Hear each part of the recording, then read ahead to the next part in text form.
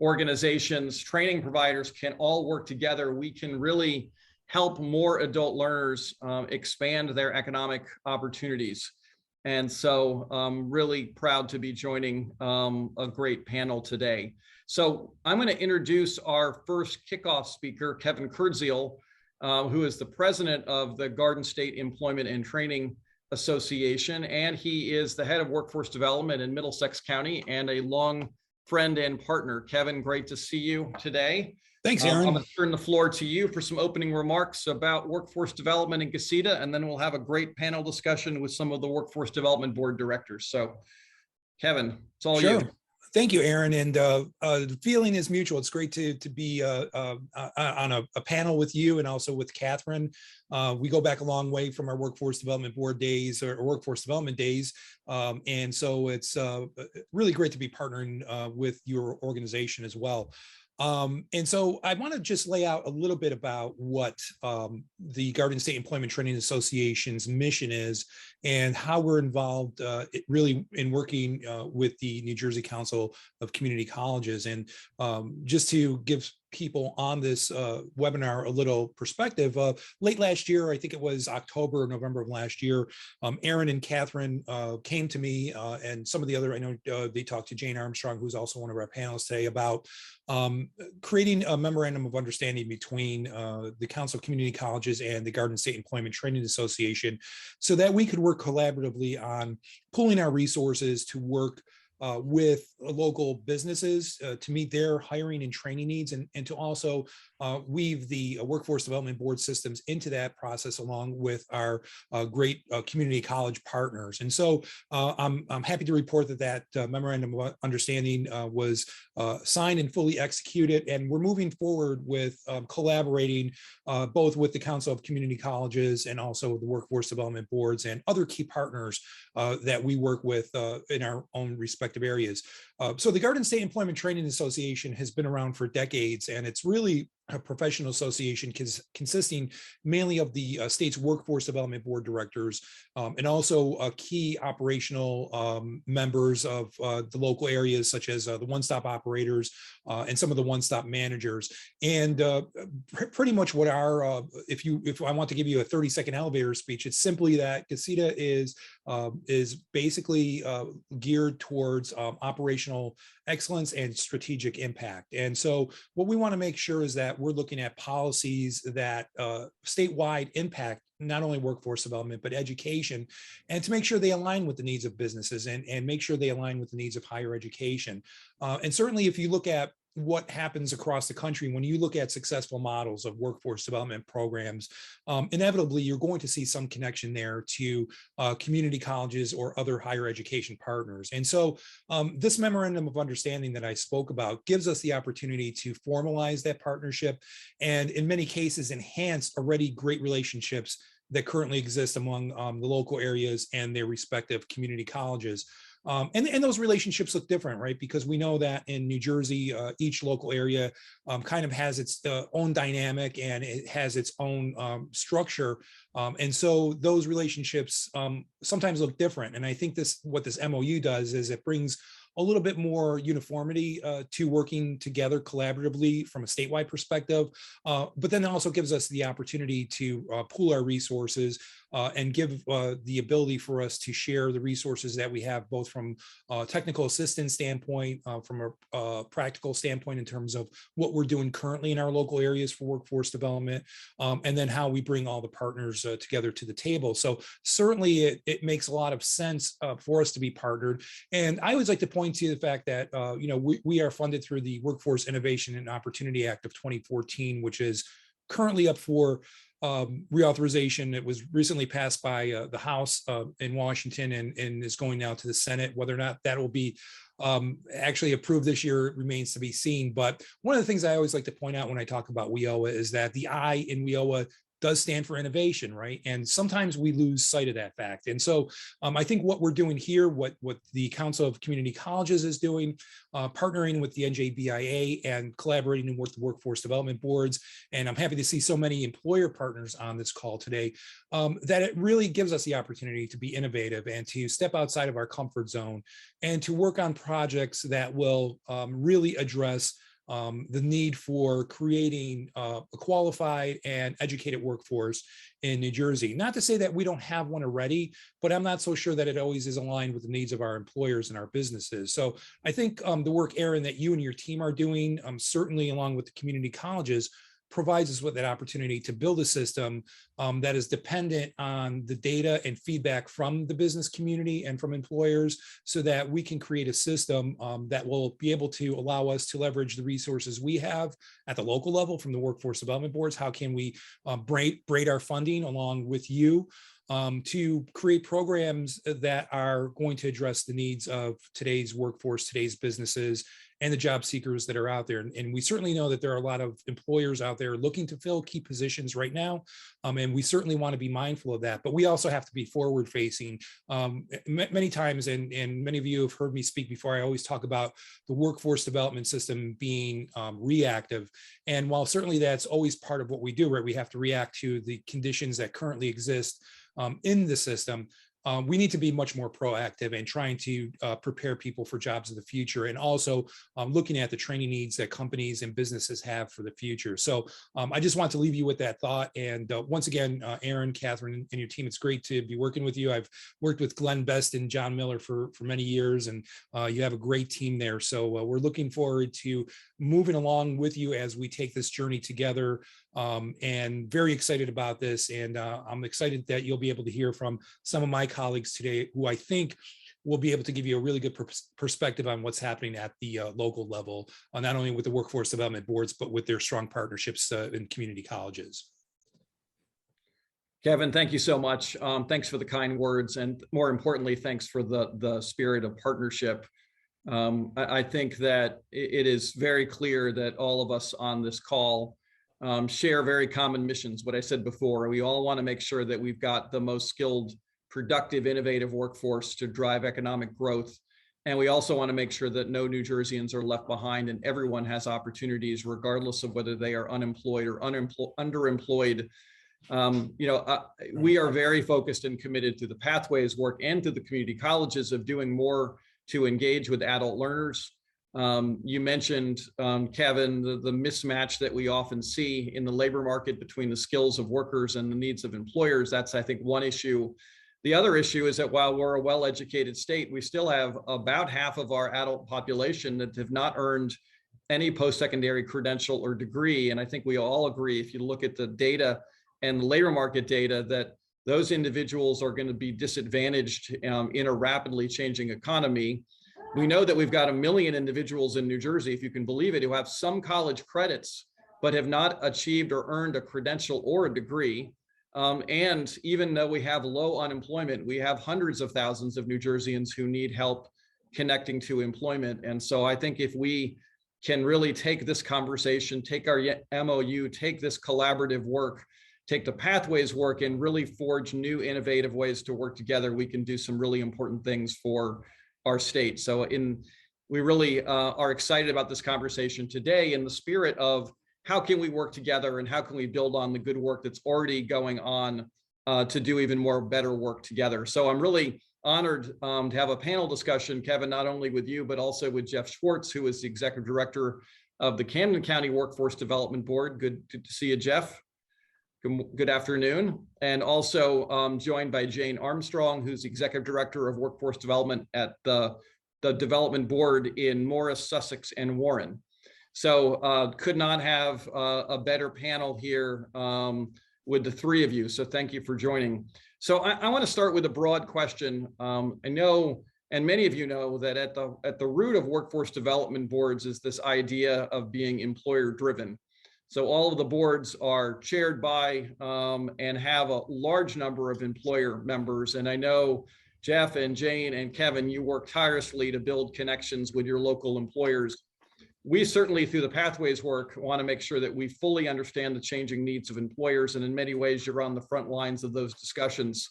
So I want to throw out a broad question for the three of you to react to. What are the things that you're doing and can do, and then what can we do together to really ensure that the business community is engaged in your work and our work collectively, and to make sure that we really have a better understanding of what the in-demand occupations are and how we can work to fill those? So I know that's a big, broad question, but I'll open the floor. Kevin, Jeff, Jane, who wants to jump in first? Jane, you have your hand up. So, and Jane also comes to us with a background from a community college as well. So, as do I. So, I think we can bring up a pretty good perspective. Jeff has been a long time board director and also involved in economic development. So, you have a great range of directors here today with a great breadth of experience. But go ahead, Jane. Well, first, I'd like to thank the New Jersey Department of Labor and the business service reps. And I know, Mark, you're on the call today, and there are other business service reps we work with. We have created a unified team, and Beth Rogers, who's from the Workforce Development Board, who really, I'm stealing her hard work and sharing it with you, but so kudos to Beth. We have a team. We have regular Monday meetings with the New Jersey Department of Labor business reps. We're actively involved in recruitment. We're actively involved in providing on-the-job training and incumbent worker training to businesses in Morris, Sussex, and Warren counties.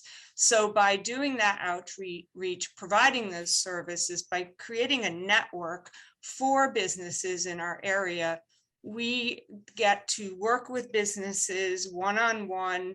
We offer training. We'll fund training either at their location for their current employees, or we help them onboard new employees and fund their training. We know, based on our daily activities with our local businesses, what's in demand, what's difficult to fill. We know their pain points. In addition, some of our major employers are part of our board. Our board members, especially our business members, provide leadership. We have Fortune 500 to individual businesses on our board, and they help provide guidance on what direction to go in, who to reach out to, and what we should be offering. Some of our partners also, we have bi-monthly meetings such as Atlantic Health System to really work one-on-one with their leadership to help them recruit and provide educational programs to our residents that meet their needs. So Jane, thanks for kicking us off. Great combination of the work that you do in interacting with individual businesses on such an aggressive manner, but also having your board there to give you that broad perspective as well. So Jeff, Camden County perspective on employer engagement and the work that you've done. And I know, as Kevin said, your background in economic development is incredibly helpful to this discussion. Yep. Thank you, Aaron. It's nice to see you. Thank you. And Bill, Glenn, and John, thanks for the invite to participate today. Yeah, a lot of what Jane spoke about, we do in Camden County as well. I kind of view my role not only as the chief executive officer here, but I'm also the chief cheerleader, which means I got to keep people engaged. I got to keep people participating in activities. And we're very fortunate that we have a very active business services and outreach team, which consists of private sector members, state representatives, public sector members, all gathering intel on what's happening with our business community. So I will know ahead of time if somebody is expanding. And if they are expanding, we'll find out how many employees they need, when they need them, what certifications they need, what training they need. It goes back to my economic development days. Whenever I had a project I was working on, I would bring in representatives from labor, because as we all know, labor is the #1 driver for businesses to locate into an area. So understanding and getting the intel through our business services team is critical to really keep things moving forward. The second thing is really to keep your board engaged. I try to suggest members to our elected officials for membership on our workforce board from demand industries, from industries where I know jobs are going to be created and I can get good intel, and they can also benefit from their associations working with our local workforce boards. We all know there are individuals on our workforce boards that are there because they have to be there, and that's okay. But on the private sector side, we really have an opportunity to kind of drive who we want on our boards to ensure that we're getting the best. We're getting those from in-demand industries, and we're getting individuals that really have a passion about what we do, like the workforce board directors do. So that's kind of my thoughts, how we do things in Camden County, and we've been very successful over the last several years, and we want to continue in that trend going forward. Great, thanks, Jeff. And Kevin, back to you. Yes. You know, your perspective on employer engagement in Middlesex and a statewide level through GACITA. Right. So first of all, I want to say I agree with everything that Jeff and Jane presented so far.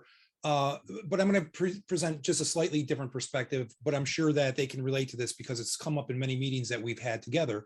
There are a majority of businesses, not only in the state, this is something that happens across the country, that are not educated about what a workforce development board does. I saw data recently that shows probably in a local area, maybe 6% of the businesses that are located in your local area know about the workforce development board or have heard of it. And then probably half of those actually understand what you do. So we're still, although we have developed strong partnerships with many of the businesses, here in Middlesex County, and obviously my partners on this call today, we still have an identity issue of businesses getting to know or us doing outreach so that businesses know what we do, why we do it, how we do it, and how we can have an impact on their return on investment. And so, at the opening, in my opening statements today, I said, I was delighted to see so many business partners on this call because it's crucial that they understand the value that a workforce development board can bring to their agency. And really, it's really a cost savings, but more importantly, we can do all the heavy lifting in terms of being the convener, as Jeff talked about, bringing partners to the table, bringing the right people to the table, and then helping to leverage some of the resources that we can offer in terms of training, work-based learning opportunities, and so many more different resources that I think employers are not really familiar with. And it's really our job to do that. And so it's a challenge because we're not permitted to use grant funding for marketing, right? So we can't use federal funds to do that, but that's certainly an area that, for example, GACITA and even NJCCC could collaborate on. We can do our own marketing on behalf of our members so that we can create a system where everybody understands what we do and the value that we bring. Because at the end of the day, we want to get people jobs, but we want to provide them with career opportunities and pathways to sustainable employment. And I always talk about creating a continuum of service at the one-stop center. A lot of times we place a person in a job and then when they get the job, we wave goodbye to them and we never see them again. But really that should be where our services start, is job placement should be the beginning of that journey with the one-stop center, and having a strong, cabinet of businesses to work with would be crucial to creating that system. Yeah, thanks, Kevin. I mean, that's a great perspective. Thank you all for kicking us off. I'm struck again, as I've been over a long time, just how much common interest there is among everyone who's on this call. And I really believe that we can find ways to work together and support our common mission. I know another really important mission of the work that all of you do is really you're on the front lines of helping unemployed and underemployed individuals get connected to opportunities. You see people who are on unemployment insurance or on public assistance at your one-stop career centers and your programs. You see out-of-school youth, folks coming out of the criminal justice system. You're really on the front lines for helping people get those opportunities. And I wonder if you could share with us, what you think, you're most proud of, and what are your most successful programs, things that you've learned, lessons that you've learned about what really works to help folks reconnect with the labor market when they are disconnected, unfortunately. Who wants to start? Talk a little bit about Jane. We'll go in order then. I always like to go first. Good. Whoops, am I muted? You can hear No, me. you're good. I said Great. ladies first, right? Oh, good. Well, thank you. There's one gentleman left in the world. Anyway, I would like to briefly speak, and I'll try to be brief because it's one of my favorite topics that has brought me great joy in the work that I do. We received New Jersey Department of Labor funding. We, as in North Jersey Workforce Partners, which is a 501c3 that is composed of membership of workforce development boards and other entities. We received funding 2019 to do a small business, well, 2020 to do a small and medium-sized business survey, released it during the beginning of the pandemic, and it suddenly became a survey and focus groups on how small and medium-sized businesses were coping during the pandemic and what were their major needs to survive and even hopefully thrive during the pandemic. What we learned is obviously supply chain was a major issue, and the other was the use of CRMs, the abilities to go from maybe face-to-face sales to virtual sales. So based on that information, we received an NJ Endures grant, and that NJ Endures grant was for individuals who are unemployed. And these individuals we partnered with APIX, Supply Chain Management, a professional organization. We provided these individuals with these certifications through APIX. Our partner, who was the educator, also provided mentorship, help with studying, really met their needs. So it wasn't just an online asynchronous course that they had to try to be successful in, but between the mentorship from local business members who were already had achieved the certification, to the support for preparation for the certification exam. And the final piece that we threw in was we developed a relationship with a company called Parker Dewey. Parker Dewey offers micro internships across the United States. That relationship allowed our completers to participate in a micro internship. And what that was a paid work experience for it could be a large or smaller company. It was project-based. It was 8 to 12 weeks. And by the end of it, they had all successfully completed the micro internships, had something to put on their resume to say, not only have I achieved this certification, but I now have work experience related to this topic.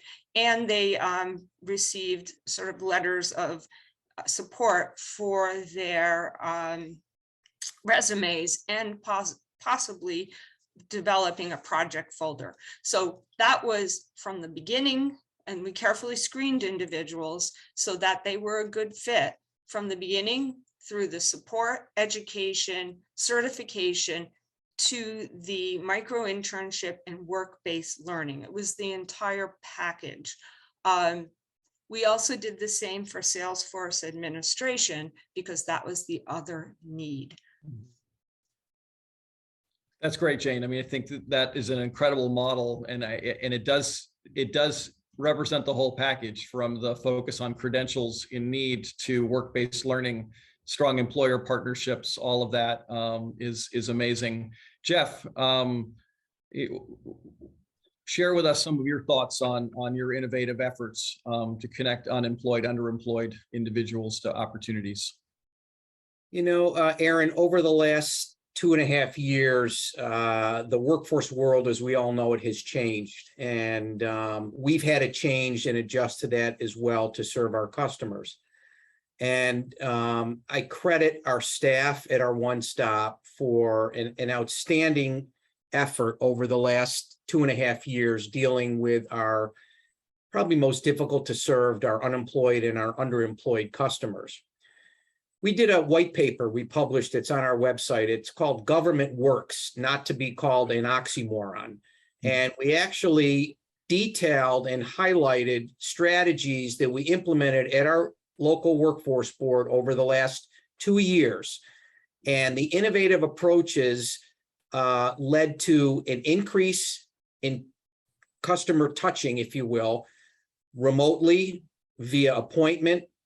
I'm also proud to say that we are probably one of the only one-stops in the state of New Jersey that did not lock our doors for unemployed individuals to come in and get service. We kept our doors open. We serviced customers that came in, walked in without appointments, because we will not turn anybody away here in Camden County. So we've had to pivot. We've had to adjust the way we do things, but we haven't missed a beat. I'm proud to say going forward, I think we will continue to reevaluate the processes that we put in place during COVID to see if we need to continue that or make adjustments accordingly. But at the end of the day, we will be there for our customers, whether it's remotely or whether it's in person, to provide them the services they need to a successful career outlook. Excellent, Jeff. And I think, the last 2 years have shown in what we've all gone through, I think just how important a strong workforce development system is, given all of the turmoil and all of the folks whose lives were put overturned, and you all continue to remain there for them. And now that we are in a different economic situation, you're still there reacting to the changing challenges. So Kevin, as you hear Jane and Jeff talk about their innovative approaches, what's the Middlesex perspective on all of this? Sure. So, one of the things when you look at a local workforce area, when you look at your performance measures, you're primarily measured on the people who you enroll into training programs, right? And some of your other programs, but I'll just say primarily the training programs. And so when you look at the percentage of people that you actually serve in a program year, it's really very small compared to your population, your total population in a county. And so we looked at that, and this was in 2016, 2017 timeframe. We looked at that and we said, well, what can we do to bring one-stop services really to pretty much any county resident who might be interested? Because our mission is to serve any county resident or any really resident in the state of New Jersey who's interested in either obtaining a new skill, upskilling, looking for even some personal development type advancement. And so we came across metrics learning, which was being used previously in some other local areas in New Jersey, and we built out what is called Skill Up Middlesex, and that provided initially our county residents with free access to 4,000 online training courses, now up to 6,000 courses. And again, it gives us the ability to also demonstrate to the U.S. Department of Labor that we're serving other people other than those that are just coming in for services through training programs and ITAs and so forth. And what this has done is really given us the opportunity to increase our profile in Middlesex County, because as I previously stated, businesses don't know what we do. And many times job seekers think the career one-stop centers are the unemployment office, and that's where the services stop and end. So it gave us the opportunity to build our profile and to create an awareness of really what work we do and what our purpose is in county government.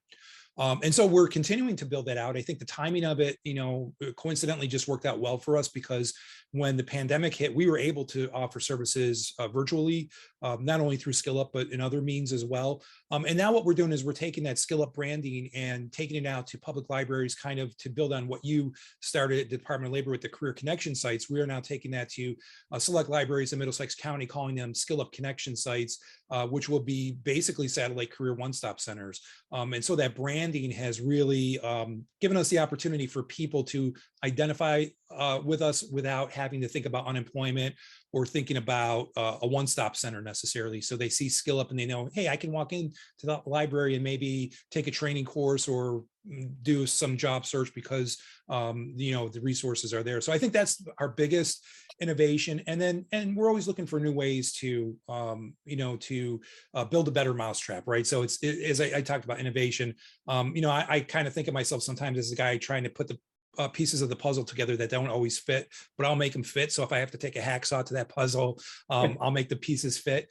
And so, we're doing a lot of forward, as I said, facing things. We're trying to align our workforce development system very closely with our VOTEC and our community college through the county's Destination 2040 master plan. So, but again, going back to metrics learning and Skill Up Middlesex, I think that's given us the opportunity to really build a system that is open to all of our county residents.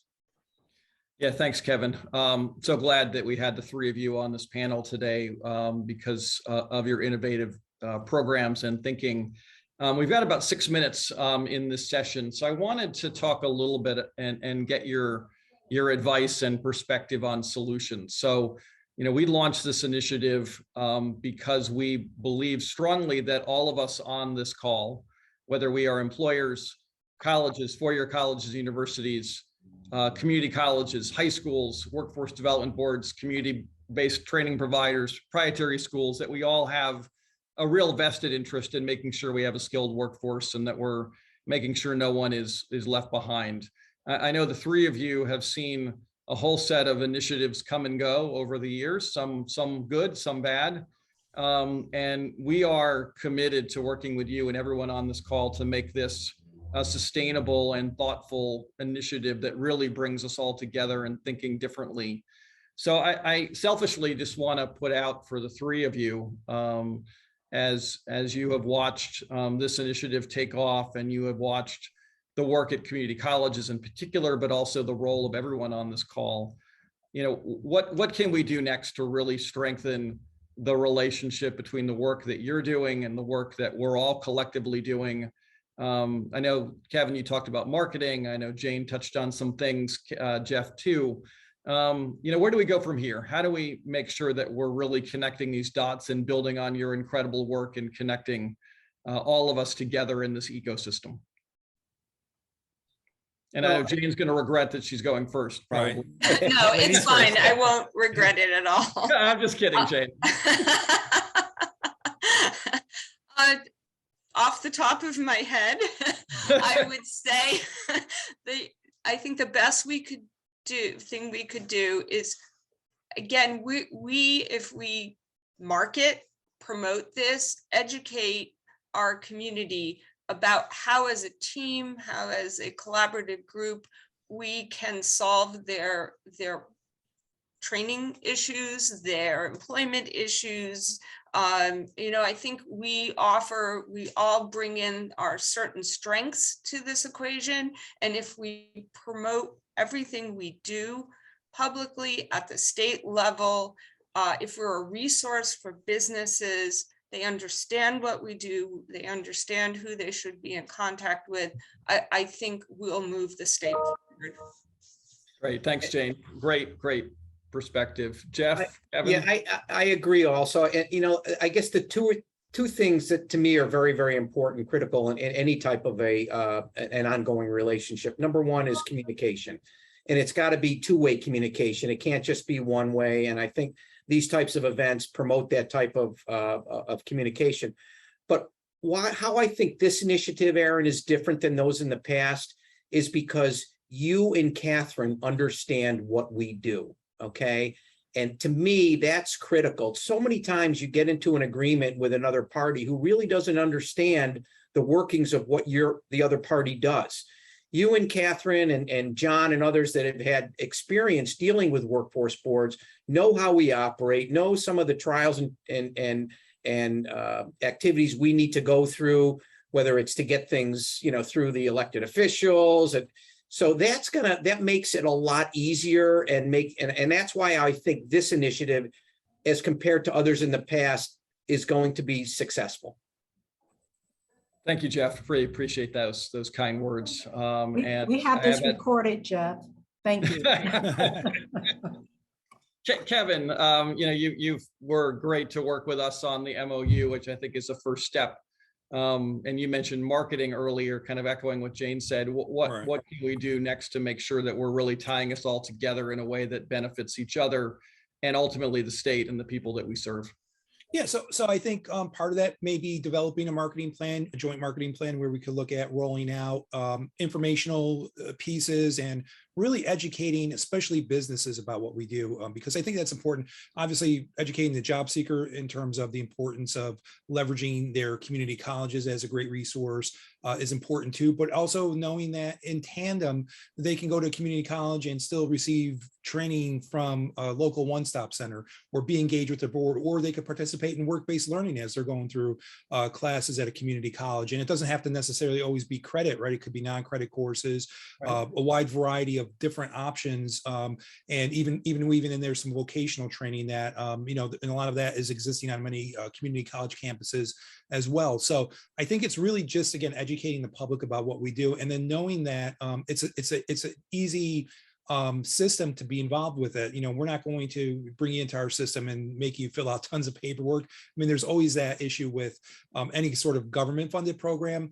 But I think the nice part about it is we can demonstrate that this collaboration simplifies things, and also meets, as I spoke about earlier, meets and addresses needs that currently exist in today's labor market, with the sight toward what we need to do for the future, to create a really great ecosystem that provides workers for today, but also creates the workers of tomorrow, and creates a next hopeful group of leaders who will be able to really take advantage of the opportunities that exist today.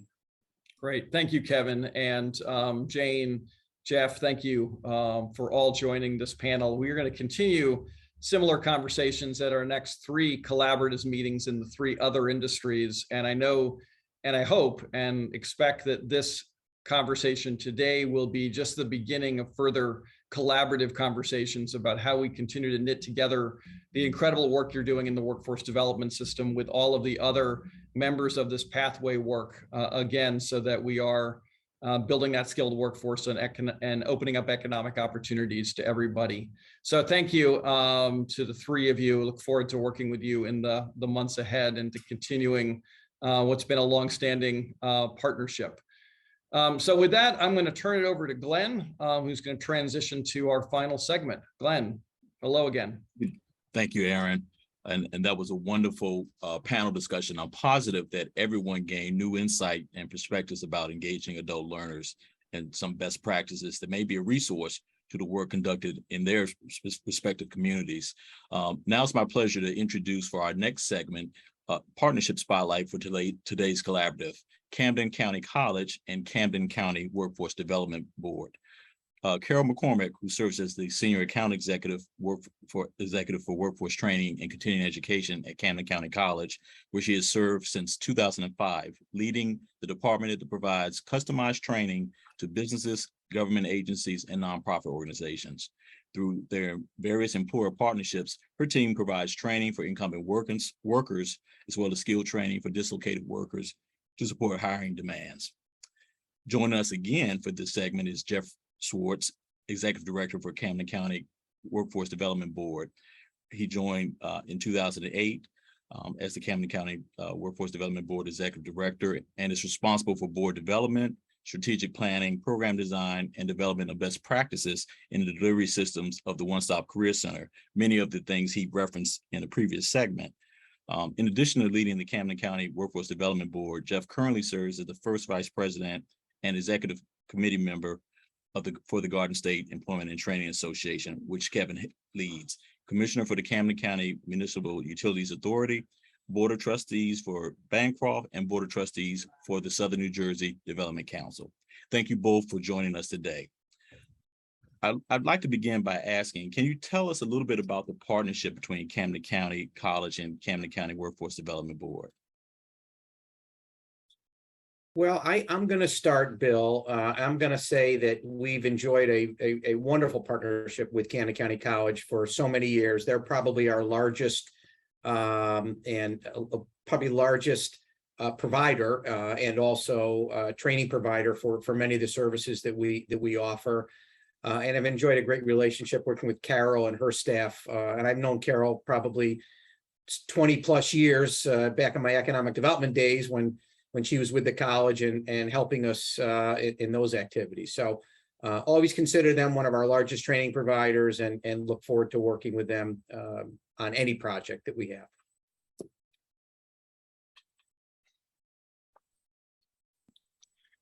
So Carol, when you all kind of established this relationship with the Camden County Workforce Development Board, I referenced many of the things that Jeff cited in the earlier segment. Did you find that the Camden County College was receptive to collaborating with the Workforce Development Board, or did your department drive that effort? And if so, how did it all come about? Well, I've been here again for 17 years. It's hard to believe, but it's been a great experience. But since I've been here from the beginning of time, it's always been a very collaborative relationship. And, we're supporting employers, they're supporting employers, they're sharing resources, we're sharing resources. And I have to say also, Jeff has a monthly business services meeting. And he mentioned earlier the business services reps who have a connection with the employers and what their needs are. And he brings in other employers and other agencies. And it's a really great opportunity us to share with, things that are going on and how we can help each other and share leads, et cetera. So that's a great opportunity as well. Thank you, Carol. Mm-hmm. I have a question from the audience. One of our attendees who sits on 2 workforce development boards says that one of the things that they're seeing is a new trend of increased illiteracy in primary language. And what are your thoughts around this? And are there strategies that you all have taken that might address some of those issues around adult illiteracy? Well, one of the strategies I hope going forward is that we get more money for our workforce learning links, which has been a real struggle over the years. And I think all would agree that literacy is really the foundation for workforce development. If you can't speak or if you can't read, you're not going to be able to go to training and obviously gain employment. But what we found, particularly with a lot of companies that we work with, is we will go in and visit a company and find out that their workforce does not speak English, and maybe 1 or 2 individuals in that particular factory do. So we will obviously reach out to the college and try and get an English as a second language program in that particular factory or manufacturing operation, so that their employees can learn English. And we've been very fortunate to work with Carol and her team over the years, putting together English as a second language grant for a lot of small businesses here in the county that have workforce that are that need English as a first language. I can just go on that point, Jeff, because we've actually delivered many English as second language classes for manufacturers, as Jeff talked about. And there's one in particular, we've actually done it over the years 3 times. And it's so rewarding to hear the feedback from the employer about the excitement from the employees to be able to participate in this, and how their confidence just increases. And they have the opportunities to also be, advanced within the organization. So again, I always say, like, we do some really great things here, and along with, Jeff and the Workforce Development Board. And that's been a really great thing to see over the years. Thank you, Carol. So with your program, can you elaborate a little bit more about the partnership between Camden County Workforce Board and Camden County College? Yeah, I'd be happy to. We have several partnership programs that we're currently working with the college right now. The first is our incumbent worker training. Camden County College has been providing incumbent worker training programs for several companies here in Camden County. And the other program, and I'll let Carol go into a little greater detail, is our Atlantic City Electric Initiative. We were very fortunate to receive a large grant along with 5 other counties in the southern part of the state to promote individuals to get into the electrical industry. And working with my counterparts at the other workforce boards and the community colleges in each of our respective counties, we've put together an outstanding curriculum, and we've trained individuals that have actually gotten hired through the utilities. And we're proud to have Camden County College in my county as our training provider, delivering the curriculum and providing the necessary tools so the individuals can pass the tests and start their career path into the industry. Carol, you want to share a little bit about talk a little bit about those two programs? Sure. So for the incumbent worker training, we just started working on this with Jeff. I believe Jeff was back in early fall. So basically, myself and another representative from the One Stop, we've been promoting it to employers in the county, just making them aware of this opportunity. And then, of course, having, ongoing meetings about what their needs are, how we can support them with this initiative. So the first program that we actually kicked off most recently was through a partnership that we have with ShopRite employers, being Ravitz and Zally's. And Ravitz actually had developed a supermarket management certificate program that was designed specifically for their management associates. And it introduces them to the college learning experience, and then it links the courses directly to the associates' everyday needs in the supermarket. So they were just thrilled that this program could be funded by this incumbent worker training grant. And as I said, it's kicked off in May. There are 16 students in the class. And a lot of these students have never attended college. So, first they're like, oh my God, but our champion who Ken Breaux from Ravitz, he's always saying, you can do it, you can do it. And they've been in class now for about 3 weeks and it's going really well. So for this particular program, there are 10 courses and they actually get 30 Camden County College credits. And then they can be used towards an associate degree at the college, or they can be transferred to another college or university. So as I said, this just kicked off in May, and then it will continue the next class in June and continue into next year. And then Jeff mentioned for the Atlantic City Electric program. So again, we've been doing this since, I believe it's 2019. And it's comprised of two different programs. One is called the WISE program, which is Workers in Sustainable Employment. And this provides an overview of the energy and construction industry. It talks about safety, work habits, teamwork, conflict management, applying how to apply for positions. And then we also cover resume and interviewing skills. And then the second portion of the program, it's called the GIE, Get Into Energy Test Prep Program. And this actually prepares students to take the construction and skills trade test, which is quite often a requirement to be employed in the industry. And that uncovers mathematical usage, mechanical concepts, reading comprehension, and also graphic arithmetic. So the recruiting activities between the college and the with the Workforce Development Board, we've done presentations at the One Stop for dislocated workers. Jeff and his team have done presentations to high school students to make sure they're aware of this great opportunity in this industry. And then we've also co-hosted with Jeff and his team information sessions, which have been held in person and also virtually. So since the program began in 2019, there have been 3 cohorts and a total of 27 individuals who have participated.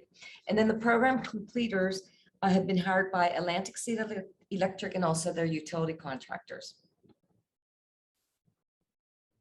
That's wonderful. So this is a great example of some of the things that Jeff and Kevin,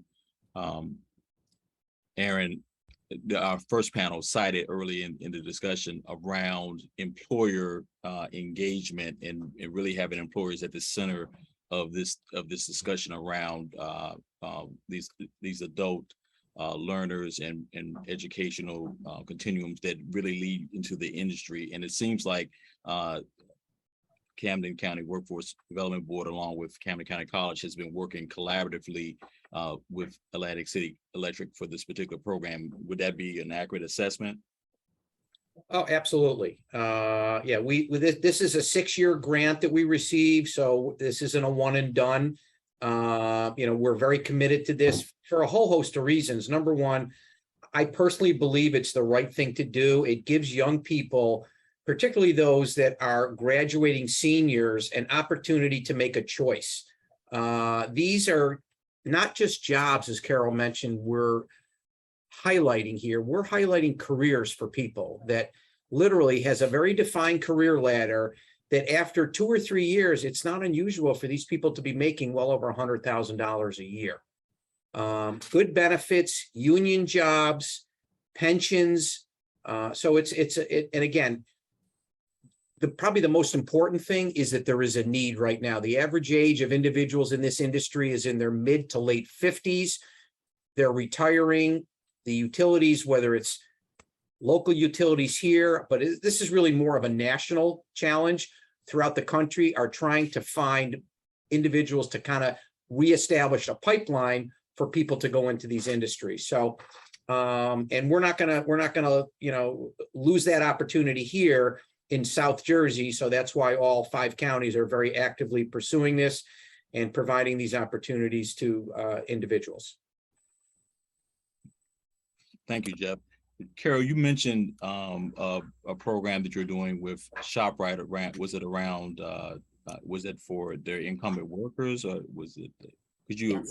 expand on that? Incumbent There workers. was a question. And they've always, well, I've been working with Rabbits, I'm going to say probably 16 years now, but they are always dedicated to really upskilling their workers, job retention, et cetera. So this was something that they worked on a couple of years ago to put this program together. And it actually started with the National Retail Management Association.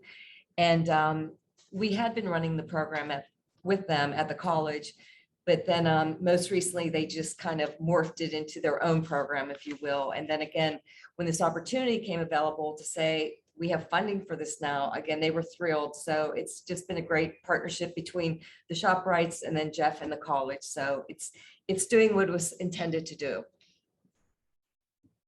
And would you say, I remember, I think Jeff, you mentioned earlier, or maybe it was Kevin, that was talking about braiding funding around supporting adult learners and incumbent workers.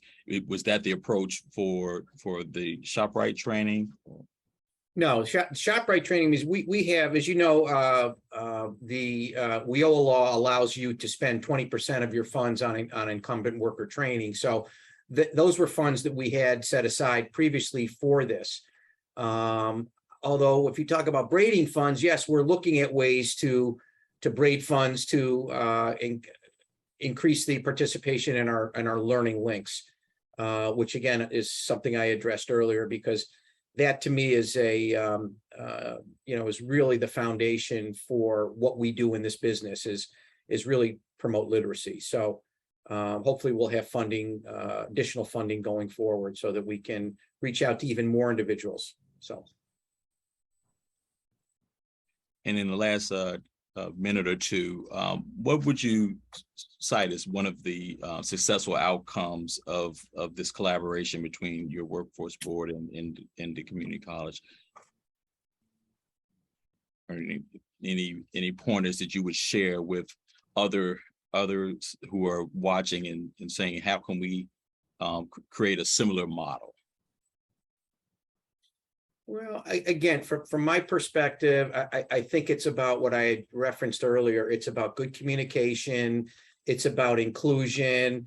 I have a very good, I've always enjoyed a very good relationship with the presidents of Camden County College over Don Borden and now Don's replacement, Miss Bass Pugh. So they're on my board. They're engaged. They see the collaboration between our entities here, and again, we communicate well. We respect each other, and we work well together. We get things done. So the proof has been in the pudding. We've enjoyed a very successful relationship over the years. I hear stories from certain counterparts of mine. I'm not going to name any names, that really don't have good relationships with their community colleges. And that's unfortunate. The community colleges are a huge resource, not only for workforce boards, but for other partner agencies as well that we deal with. So having a positive relationship with your community college is really in your best interest. Thank you, Jeff, and thank you, Carol. Again, thank you both for sharing some of your insights and some of your examples of your programs in collaboration between Camden County Workforce Development Board and Camden County College. I ask that everyone, before you leave the session, please complete the survey and give us your feedback. That's important to the work that we do, and basically determine whether or not we're providing information that is useful, relevant to both our employer partners as well as our educational ecosystem partners. So thank you for that. We have our upcoming 3 additional collaborative meetings this month. Next week will be, I believe, technology and innovation, which will be held on Wednesday, the 15th at 10 a.m. The following week, June 22nd, Health Services Collaborative, followed by June 29th, the Infrastructure and Energy Collaborative. I invite all of you to join us for those discussions as well, for those who may be in other industry sectors beyond just the manufacturing supply chain, but you're invited to attend any. And then we have our upcoming July collaborative, which will actually be moving back to an in-person event. You will be receiving registration information regarding that as well. Please do sign up. We ask that you get involved with our centers, our 10 centers of workforce innovation, 2, 1 in manufacturing and 1 in supply chain for my sector, and of course the other centers for workforce innovation in the other sectors. Thank you all for joining us today. This was a wonderful discussion. Thank our panel for taking time out of their hectic schedules to be with us today. We look forward to seeing you again at our next collaborative meeting in July. And thank you again.